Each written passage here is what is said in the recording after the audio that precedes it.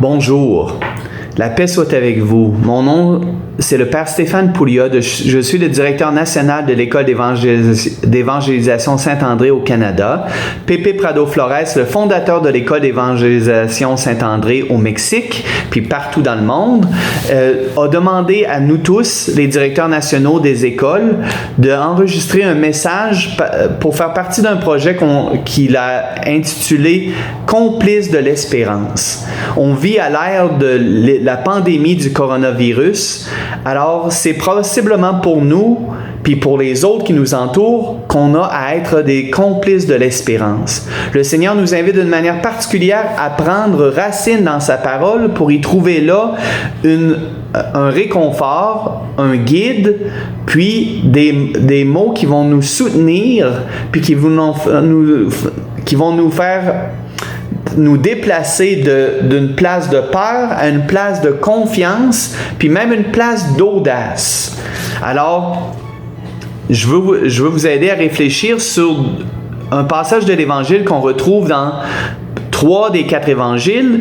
On le retrouve aussi d'une manière particulière de manière particulière au chapitre 5 de l'Évangile selon saint Marc et au chapitre 8 de l'Évangile selon saint Luc. Alors dans saint Luc, c'est le chapitre 8, versets 26 à 39, alors que dans l'Évangile selon saint Marc, c'est du chapitre 5, du verset 1 au verset 20. Dans la version de saint Luc, on comprend que cet homme-là, qui est Jésus se déplace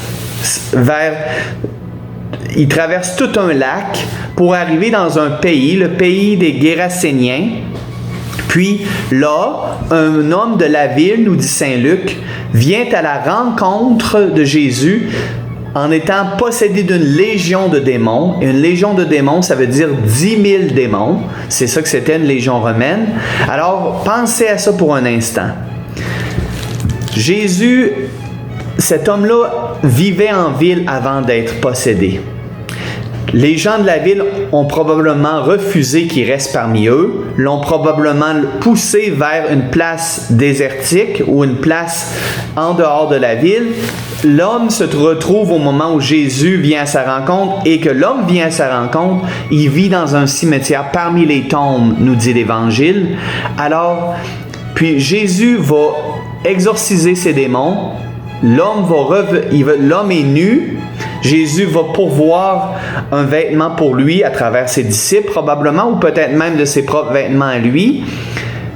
Plus tard, les gens il va y avoir des rapports qui vont se faire de ce qui vient de se passer. Les gens de la ville vont venir voir, ils vont voir que cet homme-là est maintenant vêtu, puis tout à fait saint d'esprit.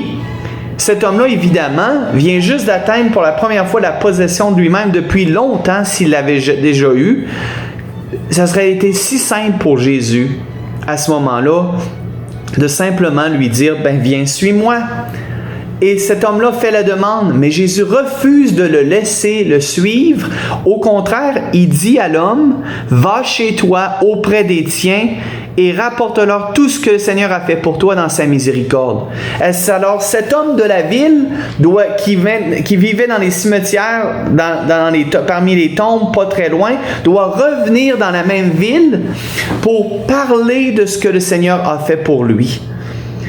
Nous, pareil comme cet homme-là, le Seigneur vient à notre rencontre, nous, on vient aussi à la rencontre du Seigneur.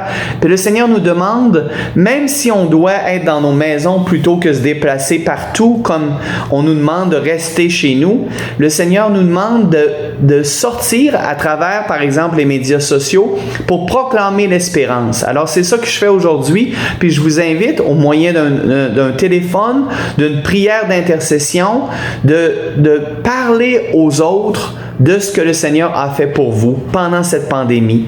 Parlez au Seigneur, tout comme cet homme, parlez du Seigneur, de ce que le Seigneur a fait pour vous à ceux que vous rencontrez. Suivez l'exemple du démoniaque qui a été exorcisé, qui a accepté de ne pas vivre dans une zone de confort une fois libéré, mais de vivre dans une zone d'audace, de la peur à l'audace, avec la grâce de Jésus. Alors soyons courageux, soyons audacieux, soyons créatifs, annonçons l'Évangile.